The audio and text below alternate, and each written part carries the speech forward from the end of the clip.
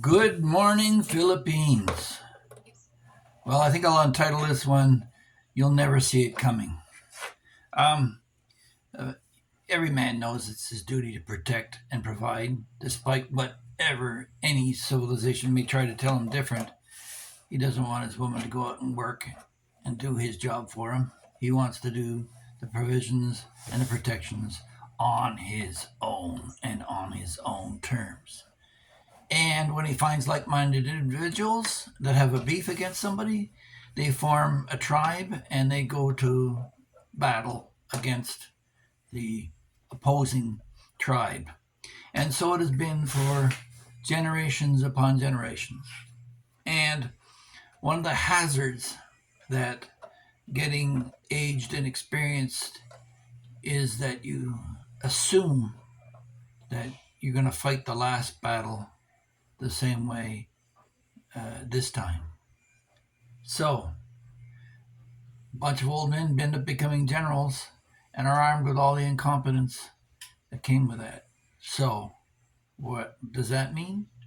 Well, if Glug and Orc are throwing rocks at each other, and Orc discovers one with a sharper edge and ties it to an end of a stick, he's got a spear, he's got an advantage. It's always about the advantage. And from there it went to metal, and from metal it went to gunpowder, and from gunpowder it was delivering it on the end of a stick with a horse. In the First World War, it started off on horseback with spears and guns. They still had the occasional spear they were fighting from previously. For centuries, all they fought with were blades, hand-to-hand combat. And now, what am I getting to in all this? Well, the tank came out in the middle of World War One and had marginal success. In World War Two, the tank uh, came into its glory and was used extensively, and then came in air power. And of course, the artillery loved that because they got air support along with their mortar fire to soften up areas before the attack. So then, after air power, we came up with the atomic bomb, where you could drop just one bomb and take out a whole city and the infrastructure and means of support for weaponization. You think it stopped there? No, it didn't stop there. This whole war in Ukraine is another transitional thing where, yeah, you've got conventional war, but you look at the death tolls. Um, they lost more people in the Battle of Verdun in the Second World War in one battle than they've lost in both the Ukraine war and the war in the Middle East. Over 1 million people died in one battle. They were used as cannon fodder.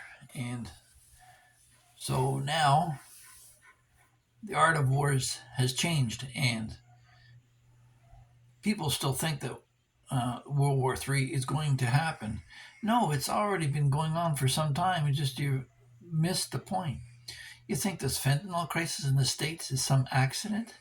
You think that millions of people coming across your border are an accident?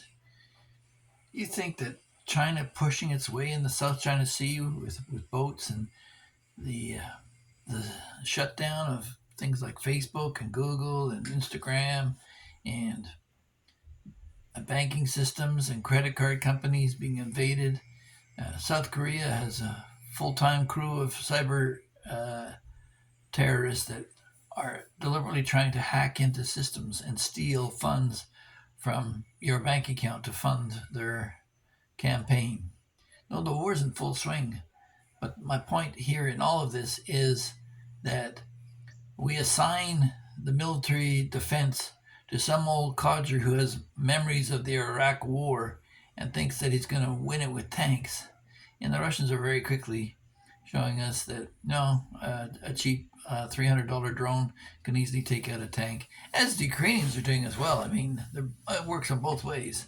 But uh, the big lie that Ukraine's going to win this war, it's just a sad, pathetic uh, ploy on America to weaken Russia. But it backfired, and Russia's stronger now because they've adapted their war machine. But we'll leave all that for another day. My point here is that the next war will not be fought the same as this one. And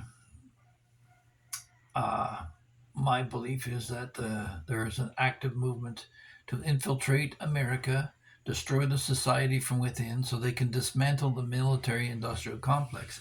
And that might be a very good thing for the world. Some may argue that America's done so much good, but if you're one of the 2 or 3 million Vietnamese and Cambodians who lost family in the war in Vietnam, you wouldn't agree with that. You made a lot of enemies over the course of pushing your way rather than leading as an example. You've let your society deteriorate.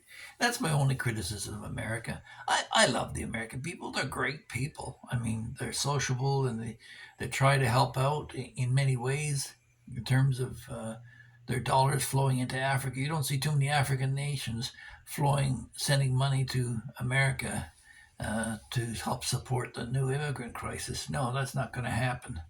So there's a movement afoot of just unleashing the hordes upon both Europe through the Mediterranean and America through the southern border. They're coming after you, and your civilization's going to collapse. And as an old poop sitting to the sidelines, it's no fun in being right. It's no fun in knowing all this. It's no fun in seeing it happen to what was once a noble nation. But if you check out my other videos on how America's lied to itself since its inception, and the one book, The Day the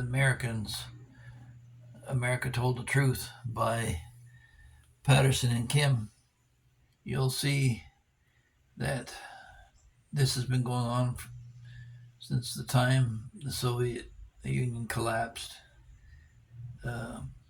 Yeah, the revenge and the karma is coming back. So, again, thanks to all my new subscribers.